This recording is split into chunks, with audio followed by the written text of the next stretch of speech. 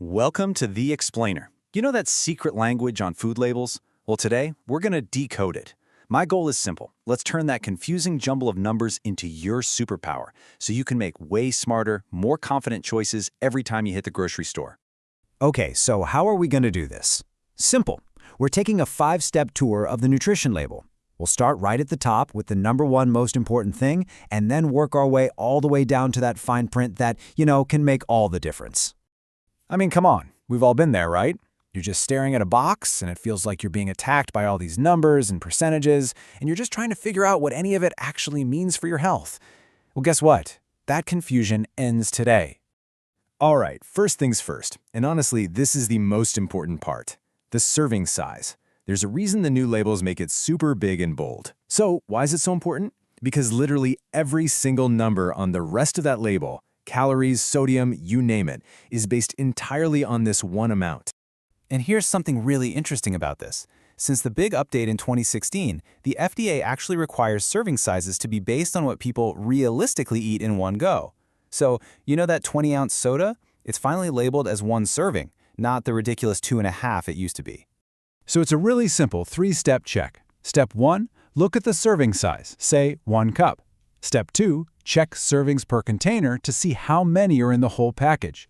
And step 3, and this is the important part, you gotta be honest with yourself. If you're gonna eat 2 servings, you have to double all the numbers. This is a perfect example from the FDA.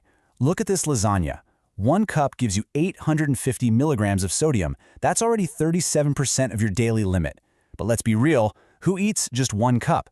So if you eat 2 cups, that number jumps to a whopping 1,700 milligrams. That's almost 75% of your sodium for the entire day just in one meal. See how quickly that adds up? Okay, so once you've got that serving size figured out, your eyes naturally go to the next big, bold number on the label, calories. Let's talk about how this piece fits into the whole puzzle. So, what's the deal with 2,000 calories? Why that number? Well, it's the benchmark. Every single percentage on that label, all those percent daily values we're about to dive into, is based on a 2,000 calorie a day diet. Now, your needs might be higher or lower, for sure, but this number gives us a standard baseline so we can compare different foods easily. And you'll see this little footnote on every label now. It's been simplified, and it's basically the key that unlocks the single most powerful tool on the entire panel, the percent daily value. This is what puts everything into context. Which brings us to the percent daily value, or percent DV. Honestly, you should think of this as your ultimate shortcut. It helps you make super quick, smart decisions without having to get lost in all the grams and milligrams. So what the percent DV does is pretty genius. It takes all those confusing units, grams, milligrams, whatever, and it translates them into one simple, universal scale, 0 to 100%. It basically does all the math for you, so comparing stuff is a total breeze. Okay, and if you remember one thing from this, make it this, the 5-20 rule. It's so simple. Anything with 5% DV or less is considered low in that nutrient. Anything with 20% DV or more is considered high. That's it. This is your quick guide. You want to aim for those low numbers in stuff you want to limit, like sodium and saturated fat, and aim for those high numbers in things you want more of, like fiber and vitamins. All right, so now we've got our tools, right? We know to check the serving size, and we've got our 5-20 rule. So let's actually apply them to the nutrients themselves and see what we should be looking for. The FDA actually groups nutrients into 2 really simple categories. On one side, you've got the stuff to limit, the things we tend to get too much of, like saturated fat, sodium, and especially added sugars. For these, you're aiming for low percent DVs. Then on the other side, you have the nutrients most of us need more of. Think fiber, vitamin D, potassium. For these, you want to see those high percent DVs.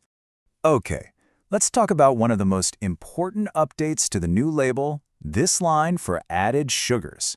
This is a total game changer. Why? Because it finally lets you see the difference between sugars that are naturally there, like the sugar in fruit, and the sugars that the manufacturer dumped in during processing. But you kind of have to be a bit of a detective here, because sugar has a ton of different names on the ingredient list. A good tip is to look for anything ending in ose, like fructose or sucrose, and watch out for things like corn syrup, agave nectar, or fruit juice concentrate. At the end of the day, it's all just added sugar. Want a great mental hack to really see how much sugar that is? It's easy. Just find the grams of added sugar on the label and divide it by 4. That number is roughly how many teaspoons of sugar are in that serving. It suddenly makes that number feel a lot more real, doesn't it? So, the nutrition facts panel is absolutely critical. But the story doesn't actually end there. To get the full picture, you've got to look beyond the panel.